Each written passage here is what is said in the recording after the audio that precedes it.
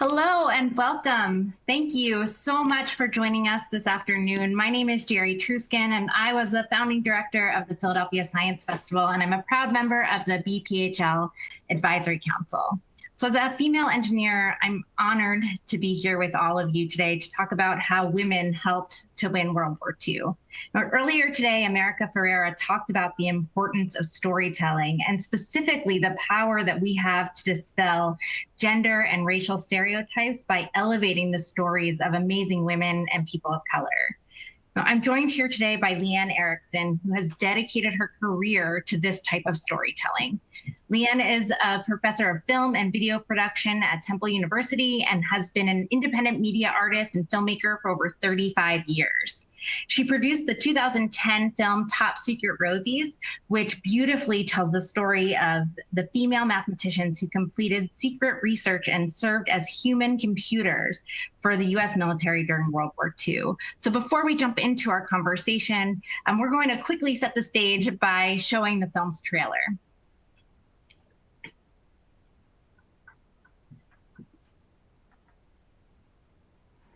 It's 1:55 a.m., September 5th, 1944, and I've been on the train just 45 minutes.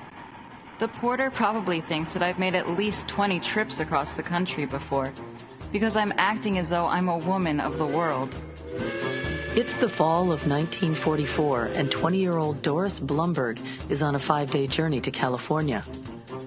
Her destination is the Monroe Army Base, where she'll work as a mathematician for the United States Army on a top-secret project to perfect precision aerial bombing.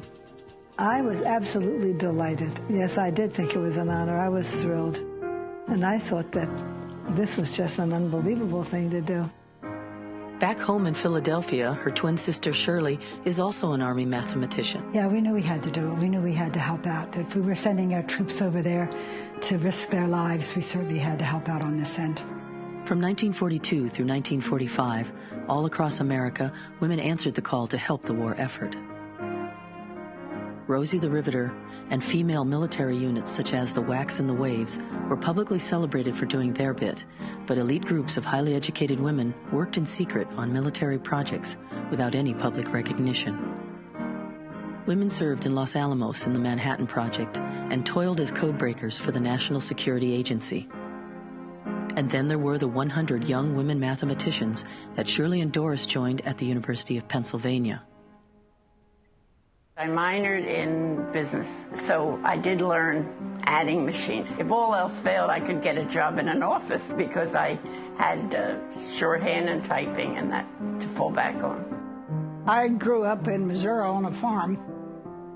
I can remember in college, some guy asked me to marry him. I thought he was nuts. Why on earth would I want to get married? I haven't been anywhere. I haven't done anything. I wanted to get out of Missouri, and I wanted to go to some place, some big place. For 3 years, they labored around the clock, 6 days a week, performing high-level mathematical computations to create ballistics tables for every weapon in the United States arsenal. When they signed on for the duration, these young women hoped that their secret work would help win World War II. They did not know how it would change their own lives, nor could they know that they were helping to usher in the computer age that would change the world.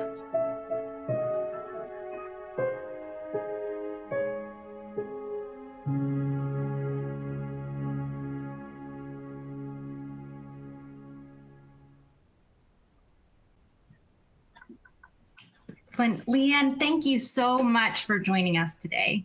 Thank you. I'm happy to come. Yeah, so, Top Secret Rosies turns 10 this year, and we just reached the 75th anniversary of the end of World War II. Can you reflect a little bit on the experience of researching the story and producing the film? Yes. It was.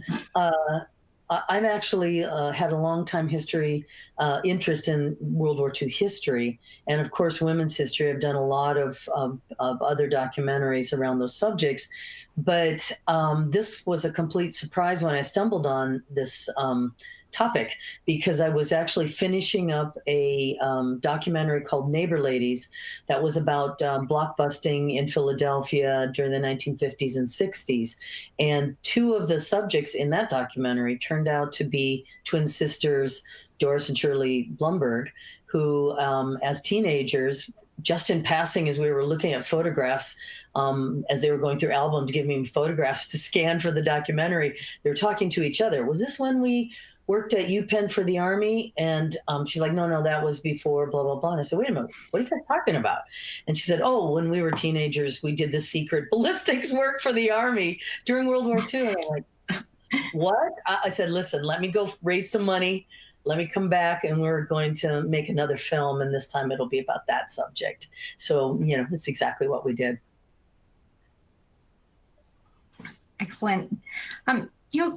So, we saw in the trailer a little bit about, what the women were doing, but can you tell us a little bit more about what kind of work they were doing and how that impacted the war and the war effort? And then paired with that, how did that work then lay the groundwork for technology beyond? Yeah, it's really it's a crazy story if you think about timing, because in my research, for instance, I did a lot of looking through newspapers, the Philadelphia Inquirer, and also New York Times and LA Times, and lots of different newspapers. And prior to basically 1942, if you went into the want ads, you would see that jobs were divided, of course, by male and female, which they continued to do, I think, up until the 70s. And the jobs for women were things like waitress, masseuse, maid, those sorts of things. And immediately after December 1941, when you start looking in January, February, March of 1942, the ads are now looking for female mathematicians, engineers, architects. Like all of a sudden, there's this huge demand for women who are highly skilled and educated. And yet up to that point, they'd been completely locked out of those kinds of positions. And so what do you do to try to find, all of a sudden, when you need hundreds? I mean, the thing that was happening at UPenn was just one university across the United States where math panels were brought together to start doing the mathematics it would take in so many different ways. And it took, scores of people working on one problem and doing parts of it to try to get the full answer for a very complicated mathematical equation of some sort. And certainly differential equations is what these folks were doing at UPenn in the Moore School. And so it took a number of people working, hours upon hours to create ballistics tables that basically would tell someone who was operating, let's say, a howitzer gun, that if you, on this day and, this time of day and with this wind blowing and with sand on the ground and this heavy of a projectile, I mean, the mathematics were unbelievable. So they could use panel tables to figure out how do they set this machine so that this projectile would land where they had hoped it would land. And those women were doing all of that mathematics in various ways, but they were doing the mathematics that created these tables that were then used in the field. It's amazing. And I think one of the things that is just sort of mind-blowing about that is that they were doing all of this by hand, or much of it by hand, and then feeding those numbers into a machine.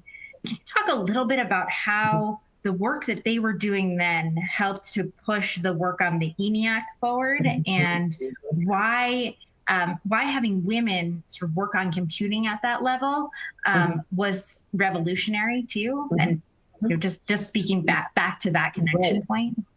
The interesting thing, though, is that, of course, when we're talking about the computing then, it actually was a well-known job to be a human computer, someone who did math, basically. And there were so many actuarial tables and all kinds of uses for mathematics and business and science and medicine and so on. So actually women who had mathematical abilities might have been doing work as a computer, someone who computes mathematical equations.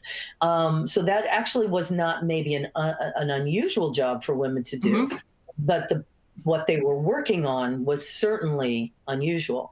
And the way that it worked in terms of why did this happen at the University of Pennsylvania? Because in fact, the Army's weapons headquarters is Aberdeen Proving Ground in Maryland, and but the University of Pennsylvania had a differential analyzer. My understanding at that time, in 1940, there were only like 5 in the whole world, and UPenn had one of them, and so they set up a lab there so it could be close to the differential analyzer. And the women, the differential analyzer, just being one machine, couldn't do enough computations, even though it was fast, much faster than a human. It couldn't do enough that they needed. So they needed also women to work basically 20 groups of usually about 20 women or so around the clock in a number of labs, working either by hand or using calculating machines, adding and subtracting machines, to create this math that needed to be then sent to Aberdeen to be put into these books that could go out with a weapon. And meanwhile, the differential analyzer is also computing. So just to give you an idea of what we're talking about in speed, a full differential table, let's say, for one projectile and one weapon would take a woman, 40 hours of hand work to make all the calculations, whereas the differential analyzer would take 15 minutes to do the same amount of calculations. So it's an incredibly valuable machine, except it was mechanical. It was constantly breaking down. It ran on gears and belts. Belts would start to stretch. Gears would have to be adjusted. So they'd basically run it all day for 2 shifts. Then all night, a fellow named Joe Chapline was the mechanic who would fix it all night. And then it would start right away. And again, 6 days a week, it would be running.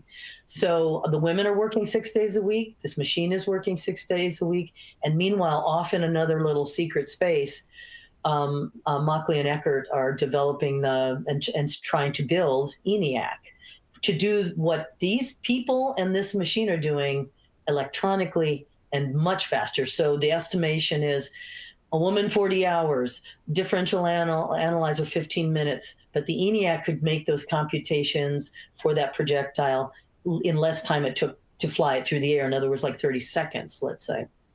So it's a huge leap forward. And and now, of course, ENIAC was one of the first computers that then laid the groundwork for all of the computers and technology that we just take for granted at this point. Everyone carries them around in their pockets. It's amazing how far we've come and how quickly we've gotten there. Yeah, it makes sense because, of course, during the war, the business interest, the universities, and then the money from government could come together, and the military establishment to come together to make these things happen. Because in terms of ENIAC, the input and output was an IBM card reader and puncher and sorter. So IBM was in on this right from the get-go. So it's not surprising that after the war, they're also in there already with UNIVAC and Bionac and all these other different iterations of the business computer that slowly, of course, becomes also the personal computer. So after watching the film again, I just find myself unable to reconcile the fact that for decades after the war, young girls continued to be told that they weren't as strong at math as their male counterparts. What do you think that young girls and women can learn from the women celebrated in top Secret Rosies? Yes, I mean, it is frustrating, but I think we see that in many different areas of society when you're needed, all of a sudden these opportunities open. And of course, African Americans in this country experience the same kind of things we're talking about with women. All of a sudden they're needed. And it's pretty hard afterwards to say, okay, mistake, go back to the role that we have defined for you. And so it is the frustration in that situation of after the war, what happens. It's in the documentary it's pretty astounding. I had professional photographs that were taken of ENIAC when it was unveiled in February of 1946 that clearly show Gene Bartik, one of the, uh, 6 programmers of ENIAC, in the photograph, along with a man who's in uniform, and he's working one of the decade counters. I think it was one of this one. This was a monstrosity, so took up a whole room, and the same exact photo appears in Popular Science, cropped. She's cropped out, literally cut out of the story, to say, look at the Army's amazing brain. Don't you want to work on it? Well, who is the you that they want? They want men to come and to join the military and work on cutting edge technology and so on. And the women who actually did the programming of that machine are being cut out of that, literally cut out of the picture.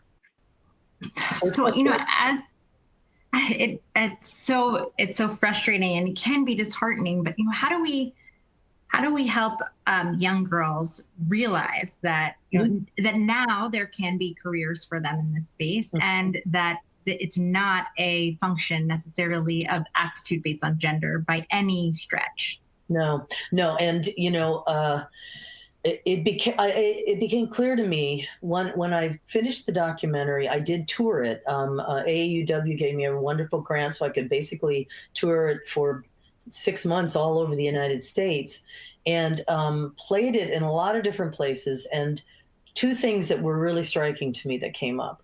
One was that grown women would come to me and say, I'm a computer scientist. I work for this company or that company. I'm doing this work. I wish I had known this story when I was a kid, because I struggled. I thought I was alone. It was really hard. And on the flip side, there were also girls who were clearly interested and excited, but it was a little above them in terms of the documentary, an hour-long documentary about war and so on. It really, I think it can only be used and has been used extensively in educational settings, but maybe to the junior high level. So shortly after the film was done, and I was done touring it for about a year there, I started work on a kids version that I thought would be accessible, creating an interactive ebook with the same historical story, but using my teenagers. They were actually, Doris and Shirley were 17 years old, recruited right out of Girls High to go into this program and do this math. Other girls can relate to that. This wasn't, grown women who had worked in the field for years. No, these were kids like them in some ways, right out of high school, doing this amazing thing, changing the world, making a huge difference, and using their math skills to do it. So I kind of wrote an adventure story for girls, but for boys too. I think everyone needs to understand, yes, boys and girls are both good at these things and should be able to be allowed to excel. And it's kind of geared towards like 10-year-old to maybe 14. It's called The Computer War Heals. It's available for free for download at thecomputerwarheals.com. I just want teachers to use it. I have a whole teacher's guide and everything else. And for parents of girls who are interested, who are into coding camps and things like that, this would be a great historical, story to see where they came from, where these women came from, and how they got to where they were. And then the other project that's actually grown out of this documentary is I'm now working on and have finished a pitch for a television series similar to something like the Bletchley Circle, if you know that PBS series, or I know Hidden Figures, the film is in supposedly development to become an actual television series for Nat Geo. So I've got one that's a fictionalized version of this story that opens in 1944 that I'm hoping I can find support for it and interest to get that developed, because again, a number of people in the audience would say to me, this is a great story. Why, you should do something like A League of Their Own, get it out there as a feature film, but the story's too big to just be one single film. So I thought, that makes sense. And I'll start working on a series idea. So yeah, that's what I've been doing too, most recently. Oh man, I would love that. It would Oh, be on the good. top of my watch list. Excellent. So people have really gravitated to the film and are moved by it afterwards. And I think that the stories that you showcase are really powerful. Why do you think, and why have you been so driven to tell stories like the ones that you told through Top Secret Rosies? As a child, I think you and I had talked about this in our lead up phone conversation. I actually, as a kid, don't even know why I got this idea, because I actually, got A's in algebra and A's in geometry. But for some reason, I thought I wanted to be an architect. And I thought, oh, I'm not good enough at math to be an architect. And so this is the late 1960s, early 1970s. And somehow, I don't remember anyone ever telling me that. And as I said, I took classes and got good grades. But how did I get that crazy message? And I did go to art school, and and of course I'm here now making films, which I'm happy to. We all have different paths that'll take us in different directions. But it's true that there is this message, and it's got to be. You have to consciously, I think, fight against that. And how you do that is to get the stories that have been marginalized back into the center of the viewing space. And so I'm really encouraged, for instance, by the things that are happening in Hollywood, and the Hollywood having to address, it's such a huge, powerful cultural thing, and to not be available for the whole range of stories out there is wrong. America is such a diverse space, and there are too many lost stories. I mean, one of the stories that I was not able to include in the documentary, but I was able to include in the ebook, was about the single African American woman I could find who was part of this program. Her name was Elise Hall. She was in her 30s, a married woman with a little child, and she was a math teacher. And again, they were scouring to find people who could do this. So not only are they getting mathematicians from colleges, female mathematicians who are already there, but they're going to teachers in public school. They're going to the public school, high schools themselves, saying to the principals, do you have any math whizzes? My two women were in the math club, and so they were doing it for a lark. They had no intention of becoming mathematicians, but they had the skills, and there was a need, and they all stepped up. And so Elise Hall, I saw her in the photograph, and you see that in that iconic photograph I used in the project, her in the lower left corner. I could not find her in time, but a wonderful writer, Seabright McCabe, who did a series for the Society of Women Engineers magazine, got a genealogist to track it all down and found her, and found out that not only was she doing it, her sister Alma also did, and they went down for a while to Aberdeen after the war when ENIAC was moved down there. So here are African American women right there at the beginning of the computer age, and we don't know their stories. It's an outrage. So I'm working very hard, as far as I can, to get these stories out there. I'm so grateful that you are. With that in mind, this isn't the only film that you've made. Can you tell us a little bit more about your passion for storytelling and how it began, and perhaps some of the other stories that you've worked on that were really impactful to you and what you're working on now? Yes. So yeah, I was a high school art teacher, and tragedy of my mother, who died very young, made me kind of rethink my life in my mid-20s to say, what do I want to do with my life?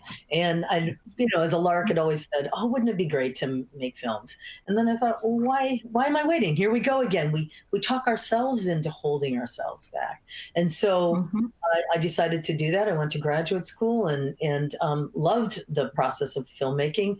And one of the earliest ones was a woman's story about the Emma Goldman Clinic for Women in Iowa City, Iowa. I went to the University of Iowa for my graduate study, and this was a women's clinic around, our bodies ourselves, formed in like 1973, right at the cusp of Roe v. Wade and so on. And they were a socialist collective. It was just this fascinating story of women who've just decided nobody else is going to do this, then we're going to do it.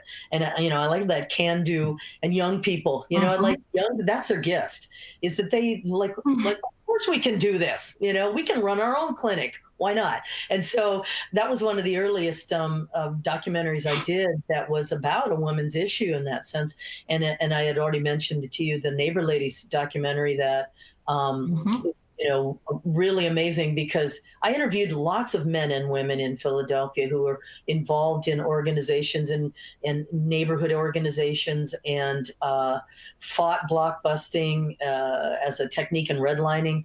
But to be honest, the women were the warmest on camera, the most forthcoming with me. I don't know, there was a trust for some reason. I got the best stories, so I just switched it to being Neighbor Ladies. And all the women all the people in the documentary are women who, in different ways, fought it, and from all races and backgrounds and socioeconomic groups. It's a really lovely story of community activism that is inspiring, and I gave it away free to be used for other community activists so they could inspire themselves to say, yeah, they did that, we can do it, that sort of thing.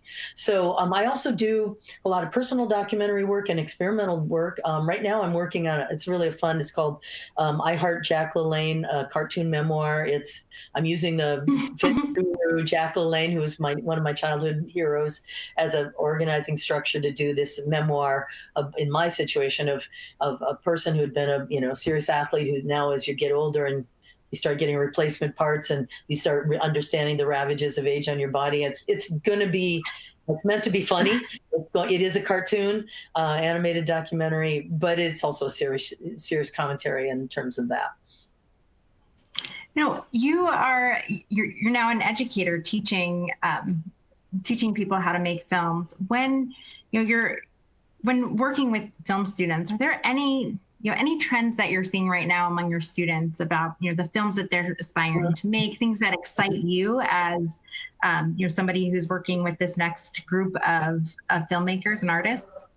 Yes, I teach mostly producing classes, which, producers are very key people all the way through any kind of a film project from beginning, middle to end. And one of the things I've always said for a long time now is that I'm really trying to push my students to think about their work in a much more diverse way. In other words, a young man, let's say a Caucasian filmmaker, a male filmmaker, bring in women to produce with you, to co-produce. Bring in a diverse cast and crew. This will make it's not only good for the world and good for your heart and good for, for film, but it's also good business. The more diverse your work is, the bigger your audience is going to be.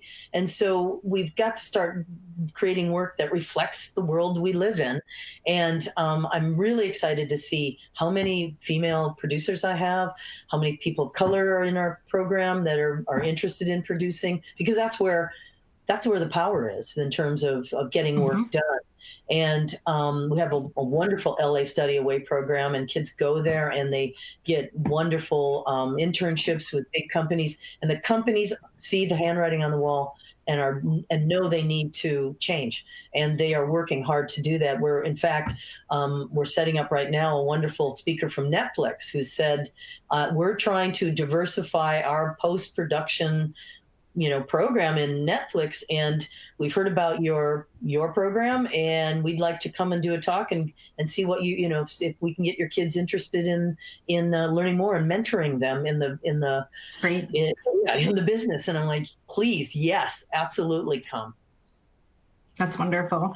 So with that, I think it's time to open it up to some questions for you from our audience. I have one here, and it's how do you think technology has evolved with respect to recognizing the accomplishments of women and putting them in leadership roles? And do you think there's still work left to do? Mm-hmm. Well, it's interesting. When I interviewed one of my experts, Nathan Ensberger, who I have my names here so I don't get them wrong. Nathan Ensmenger. His area is history of science, and he appears in the documentary. At the time, he was a professor at UPenn, and when I interviewed him, he said, recently I was at a computer science museum, and there was a picture of the ENIAC, and it said, that press for, Edward Mockley and some women.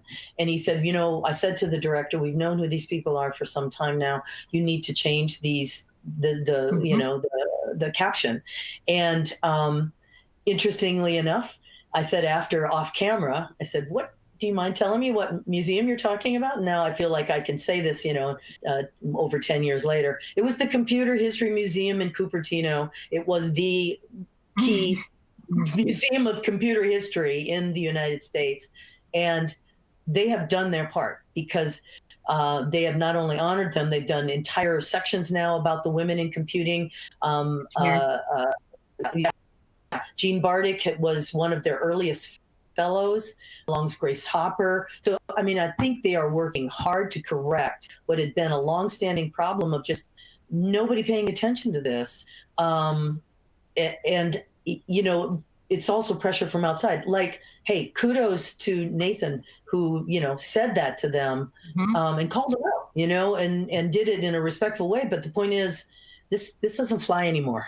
We need the whole story. And if more people would speak up like that, especially people in the know, like someone like a university professor who studies this, then it's bound to get better. And I think it has. I absolutely think it has.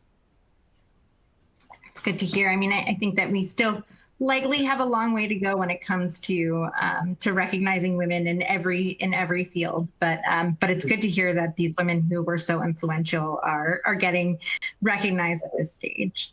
Another question that's come in is, what advice can you give filmmakers who have never done a documentary but want to and don't know where to start? Get some good collaborators. Here we go again when I was talking about you shouldn't try to do these things alone. I'm spouting off here about ballistics and blah, blah, blah, as if I know what I'm talking about. I only know what these experts have told me, right?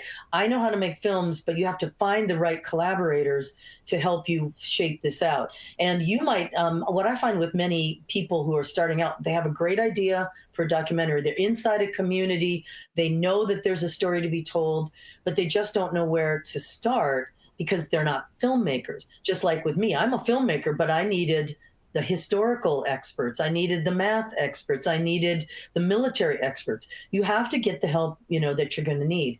And if your passion is such that you can, inspire someone else, oftentimes these people will work with you side by side, not expecting to be paid, but it's through the recognition they'll get by working with you on the project. And that's what you hope for. But there are, Philadelphia, if this is someone who lives in Philadelphia, there are a lot of great organizations to learn how to do this work. Scribe Video has workshops all the time. The Film Office collaborates with all kinds of organizations, the Greater Philadelphia Film Office, and then there's the Film Society and the Asian Arts Initiative. And I could just go on and on, that there are so many cultural media organizations in Philadelphia that offer great workshops and at very affordable prices to learn how to, create a documentary, do voiceover, how to edit, how to shoot, all of these things. And of course, there are also graduate programs where you could focus on that if you have an undergraduate degree in something else.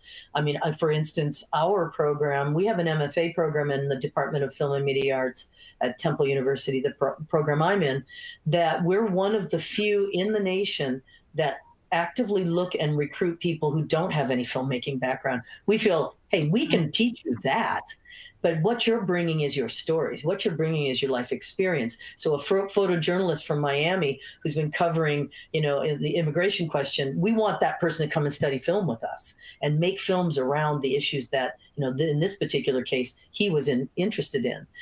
So I feel like there are a lot of places to start, but you don't want to do it by yourself. You want to find collaborators. Filmmaking itself is a collaborative art form. So, it's worth the work to do that. That's great. Now, with that in mind, what's the role of storytelling at a time when we're seeing a lot of talk about equity? Well, and that is, I was just showing the folks before as we were setting up here, this amazing section that came out only two Sundays ago, September 6th, in the New York Times, that was devoted to lost stories on the 75th anniversary of the end of World War II, lost stories that we have never heard about. And it was astounding to me, the stories that I saw, as somebody who has gone out of their way to look into this question. There are even more out there. And I feel like that's, if there's anything important from that standpoint, it's that everyone has an interesting story. I think the problem, in fact, to me, the most interesting ones are the everyday people, like Neighbor Ladies, the everyday people who, I'm shining a spotlight on them. They didn't go out looking for that spotlight themselves. They just wanted to live their lives in a decent, humane way. And they decided to take, power to do that and create the world they wanted to live in.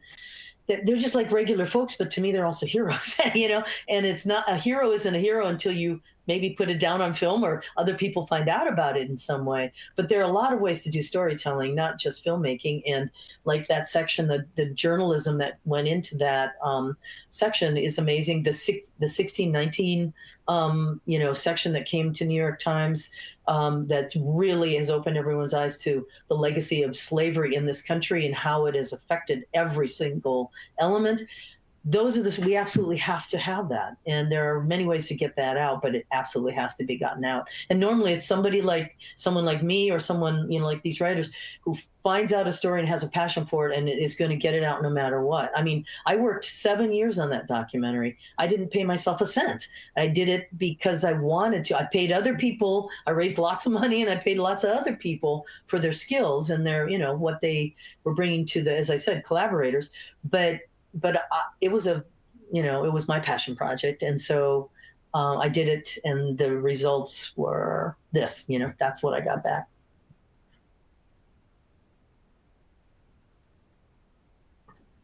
So, with that in mind, I also, one of our audience members has asked, what is a field today where women are in groundbreaking roles and not getting recognized? Are you aware of one? Is that going to be your next movie? Wow.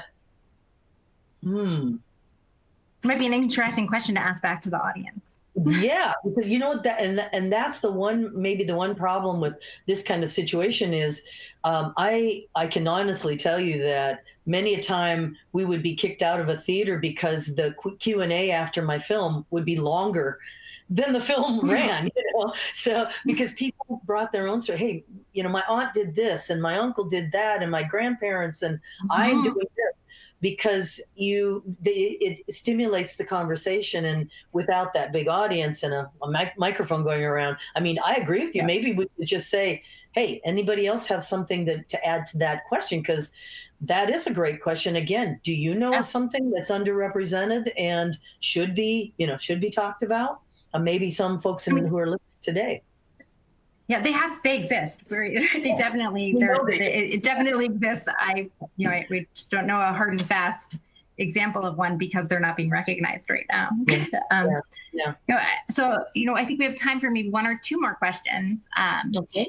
And if any of you in the audience have specifics or ideas, please send them our way. I think that it would be certainly an interesting conversation to have and good to share with everyone else as well. So now that technology allows for people to film quality video on their phones, how do you think that will change the industry and allow access to more people? Well, it's interesting that that question came up. In fact, one of our claim to fame in our program is that, in fact, we have what you might call Hollywood quality equipment that our students take out routinely. The Amira, the Red, the Scarlet, all kinds of steady cams and any gizmo and gadget you can name. We have it, and our students get that experience of working on Hollywood level equipment. Meanwhile, me, for the last 7 years, I've only shot on my iPhone, and it's not even a fancy one. It's a 5 SE, but it's 4K, which is cinema quality. Absolutely true. I've gotten some attached lenses that will help, for whatever I might be shooting. But I love the fact, do absolutely feel that if you just looked in 20 years ago, there was no way a regular person could have created a film on their own and been able to afford it. You're shooting on actual motion picture film with fancy cameras and film that has to be developed and printed and edited, reel to reel. I mean, it's ridiculous. Now you can, in fact, I do workshops. I do artist residencies, and I usually like to propose, because usually with the artist residency, especially I'm a camper, I love camping, so I do. Many people don't know the national parks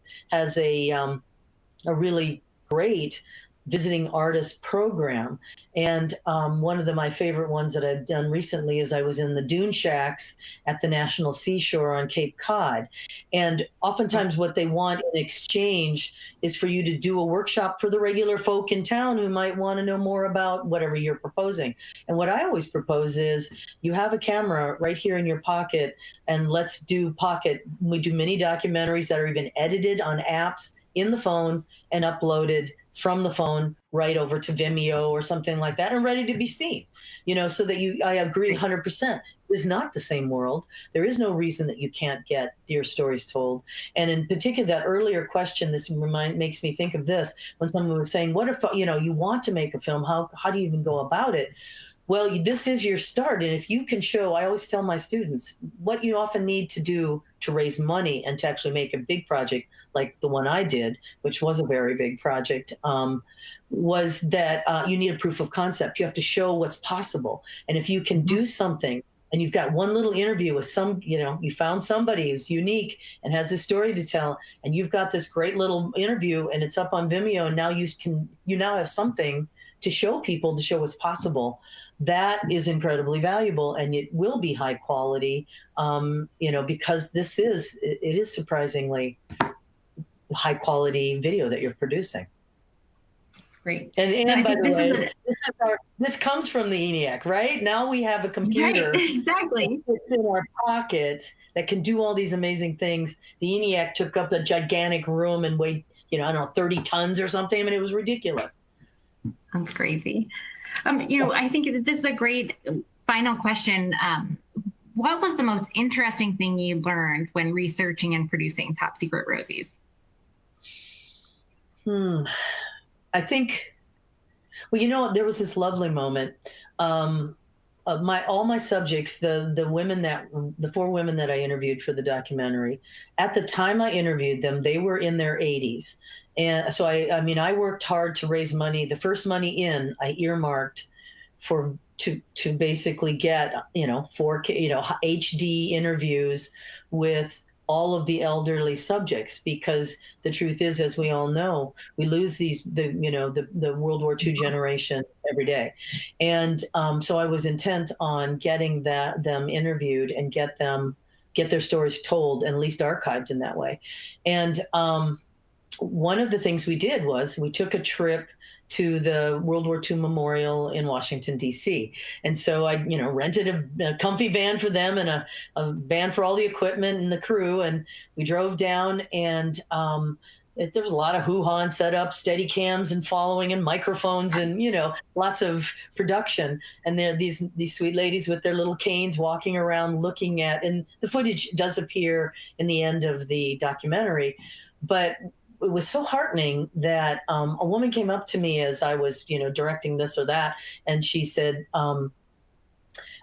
"Could our daughters have pictures taken with the math geniuses of World War II?" And I'm like, "Wait a minute, how do you even know who these people are?" And she said, "Well, we saw this was going on, and we asked the park ranger what was happening, because of course we had to have permits and insurance and all kinds of things in order to shoot at a memorial like that." And he said that's what he had told them. And it was so thrilling. These regular ladies who just did their job. They didn't even talk about it with their own kids for decades after, because there was also some, I wouldn't call it guilt. It's more like these are, serious people who understood the seriousness of what they were doing. And on one hand, you're you're doing math calculations to make a bomb hit a target. You cannot forget that what you're doing is going to kill somebody. And I do remember very clearly one of the women, Doris, saying she had a moment where it clicked. Doris and Shirley were Jewish, and their parents were very political and involved with Jewish causes and politics. And they were already working to bring in refugees from Europe, had taken in orphans. They were politically involved and highly motivated as girls because they saw what the work they were doing was fighting against Nazis and what was happening in Germany. When the Germans surrendered and they shifted to the Pacific, and Doris talked about one particular calculation she was supposed to do, which is calculate how do you shoot someone who is either laying down inside a bunker, is laying flat on the ground, or is standing up and shooting. What's the best way to kill that person, in terms of this projectile? And she said, that's when I understood what we were doing. And she said, it wasn't that I was ashamed. It was just I didn't feel comfortable. It's not something you can brag about. It's something you did, and you did it you knew why you were doing it, but it carried a burden. And so then to see these young girls clamor around my 80 plus year old subjects to get their pictures taken, my women were thrilled. And it really meant more to them, I think, than probably anything I could have done, in terms of telling their stories and videotaping them and so on. But that was the moment that I said, oh, this makes a difference. I actually being told we have time for a few more questions, which is great if you're okay with that. One of the questions that's come up is, it's great. It's great. So since the film has come out, is there anything that's really stood out to you, as anything really extraordinary that's happened since the film has come out? Yeah, I was thinking big when I saw this. When I found this story, I thought, oh man, this has to get out, and it has to get out in a very big way. Not big meaning Hollywood theater way, educational. I absolutely was determined to get it into every library I could, every school classroom, and so on, because I had been aware of, I don't know if you know this, I think it was a 1980 documentary called The Life and Times of Rosie the Riveter. And it was about the working class women, and it was a very beautiful documentary, mixed race, different socioeconomic groups. It's a lovely documentary about the Rosie the Riveters, who went into the factories and, built these things that my women were behind the scenes doing the calculations to make them work, basically. And it was a lovely documentary that for decades was like the go-to story about women in World War II. And I had hoped, my dream was that this documentary would have the longevity and impact of Life and Times of Rosie the Riveter, and answer that other question, these secret sisters to the Rosies, who were very well known and celebrated because they needed, want to make these women feel good, come and work for us, we need you desperately. Meanwhile, there's this secret thing going on, the secret recruitment. And so my goal had been to make it have that longevity.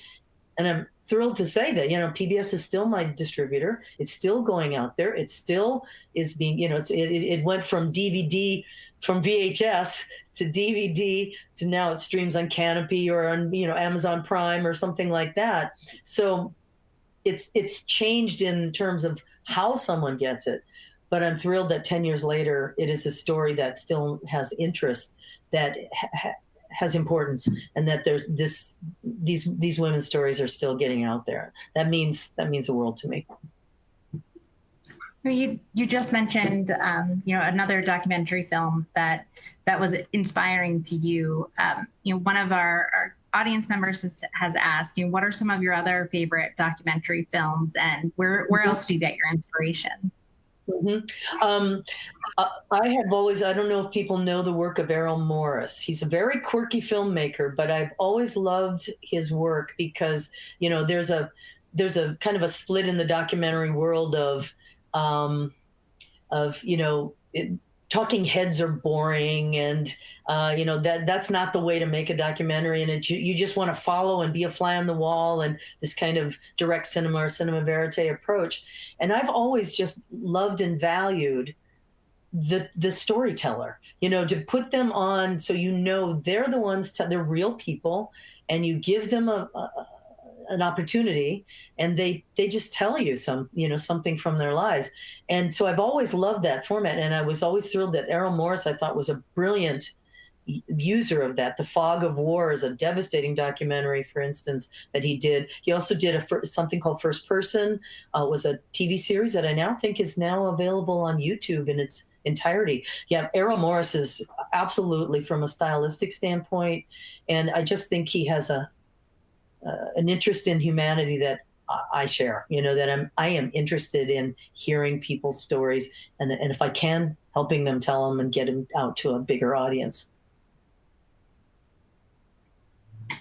Excellent. I think this might be our final question, depending on time. But I think you may have covered this a bit. But within all of that, what is your favorite part of the filmmaking process? It is not shooting. Is it identifying the stories?